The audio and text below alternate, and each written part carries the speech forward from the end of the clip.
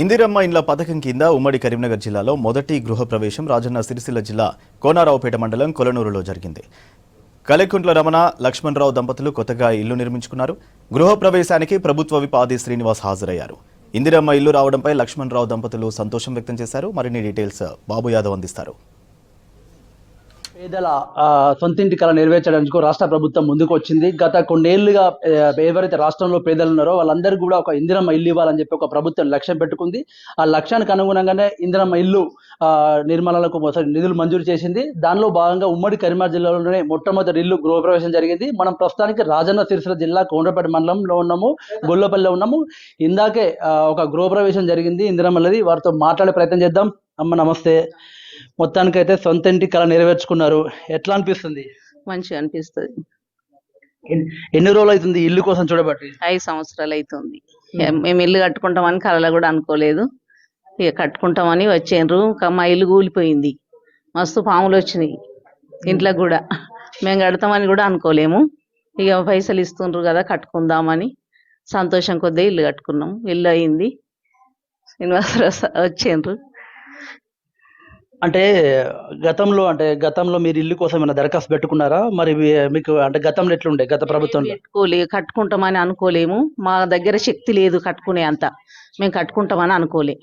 ఇల్లు కూలిపోయినాక ఇట్లా తెలిసినాక కట్టుకుంటామని, కొన్ని వస్తే కొన్ని కలిసి కట్టుకుంటామని అనుకున్నాం. ఎట్లా అమ్మా, అంటే ప్రభుత్వానికి ఏం చెప్పదలుచుకున్నాం? అంటే సీఎం కావచ్చు, వేమనాడు ఎమ్మెల్యే గారు కావచ్చు, సొంతింటి కళ అంటే ఎవరికైనా పేదలకు ఒక సొంతింటి కళ అనేది ఒక చాలా అది ఉంటది. అదే ఇచ్చిండ్రు, కట్టుకున్నాము. అందరి దయవలంగా, దేవుని దళవయంగా, అందరి దయవలంగా. ఏం చెప్తారు మరి ముఖ్యమంత్రికి కానీ మీ ఎమ్మెల్యే గారికి ఏం చెప్పదలుచుకున్నారు? వచ్చిండ్రు కదా, మొన్న కూడా వచ్చిండ్రు, ఇప్పుడు వచ్చిండ్రు, వత్తనన్నారు వచ్చిండ్రు. మొన్న కలెక్టర్ కూడా వచ్చిండ్రు, వత్తనన్నారు, ఇప్పుడు రాలేరు కదా. అందరికి రేవంత్ రెడ్డికి అందరికి ధన్యవాదాలు. బాబు నీ పేరేం పేరు?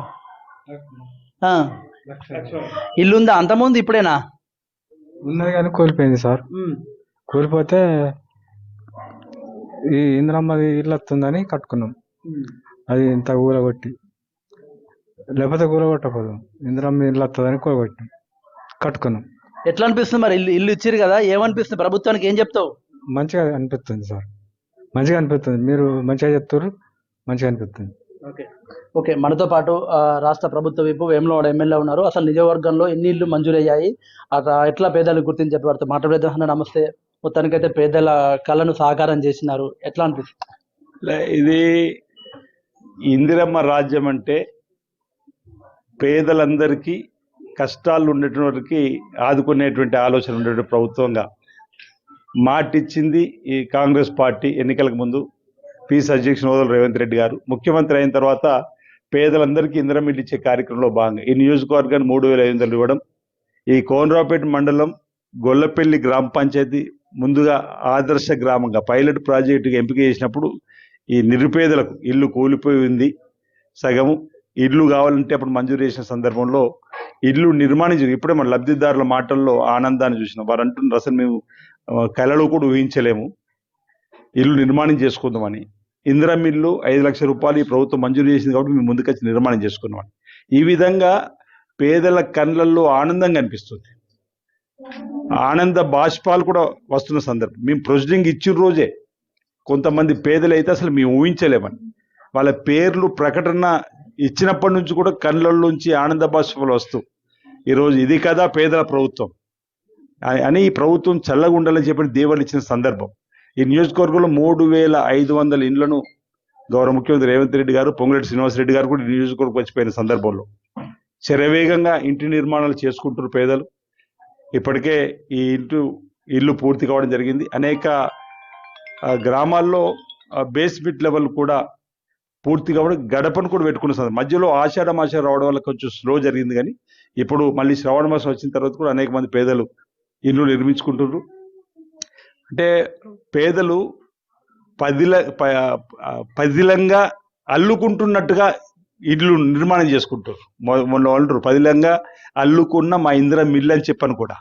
అంటే ఇక్కడ కూడా ఇదే మండలంలో కూడా రేవంత్ రెడ్డి గారికి ధన్యవాదాలు చెప్పే విధంగా వాళ్ళు గడప పెట్టినప్పుడు వారి ఫోటోను కూడా తీసుకొని ముందుకు వచ్చే సందర్భం. అంటే పేదలకు సహకారం అందించేది ఆనాడు ఇందిరమ్మ రాజ్యంలోనే ఇందిరమిన్లు, మళ్ళీ ఈనాడే ఇందిరమిన్లు, మధ్యలో తెలంగాణ పేరిట అధికారులకు